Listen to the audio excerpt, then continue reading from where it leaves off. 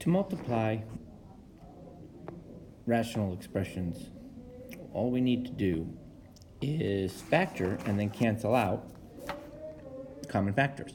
So if I take my top and go x minus 3, I'm going to put in parentheses because I'm multiplying, and I factor out the greatest common factor, in this case is 10, which gives me x plus 5. And I do the same thing with the denominator. I have x plus 5, and I put that in parentheses. And if I factor out the 7, it gives me an x plus 3 in my denominator. Now I have it all in factors, so I can cancel out anything at the top and bottom that are identical. So the x plus 5 and the x plus 5 are common factors, so we cancel them out. And made a mistake here. That's a minus sign, so this should have been x minus 3, which then would have caused these two to cancel, which then leaves me with just the 10 and the 7. So whatever's left over after we cancel is our answer. Let's look at this second example. I have x minus 7, which is already factored, so I'm going to put that in parentheses because I'm multiplying, but I'm going to factor the x squared, so it's going to be x plus 1 because it's difference of squares, x minus 1. That's my numerator. My denominator has an x minus 1, I'm going to put in parentheses, and I factor out a 3, which leaves me an x minus 7. And now any factors that are exactly the same, I can cancel. So the x minus 7, cancel. The x minus 1, cancel. What's left over is my answer. So x plus 1 is still left over, and I have a 3 on the bottom, or denominator. And so there's my answer after. Basically, factoring is, or multiplying is just factoring and then canceling out. So to do division, we're going to do what's called keep, change, flip. Oftentimes we call it KFC. So I'm going to keep my first part, which is x squared minus 2x minus 8, and over x squared minus 9, and I'm going to change the multiplication, and I'm going to flip the second part.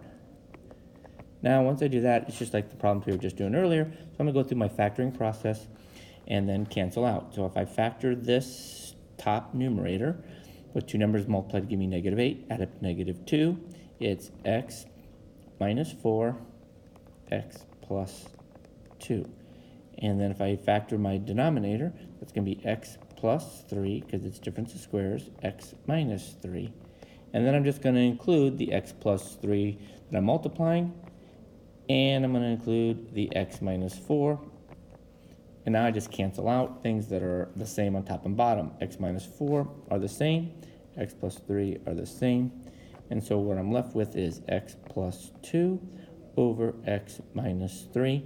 And there's my answer after doing division. So you need to know about the multiplication to be able to do the division. So let's look at this problem. The first we have to recognize is that this one is not a fraction right here. So I'm going to put that over 1 when I write it.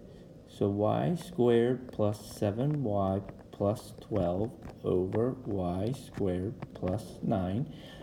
I'm going to change the multiplication, but because that's over 1, 1 goes on the top, and my 7y squared plus 21y goes on the bottom. Now I just go through the process of factoring. So I have y plus 4 times y plus 3, because that's what two numbers multiply to give me 12, and add up to 7. And I have a 1.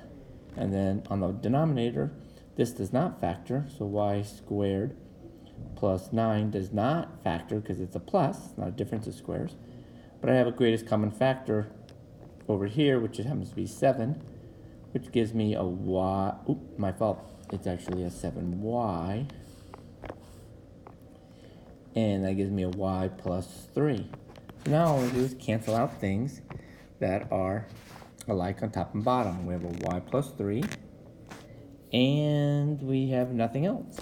So what we're left with is y plus 4 times 1, which is just y plus 4. And then y, 7y, since it's not in parentheses, I'm going to put on the outside, and then I'm going to put my parentheses of y squared plus 9. And so my answer ends up being a little bit more complicated, but we'll do it the same exact way.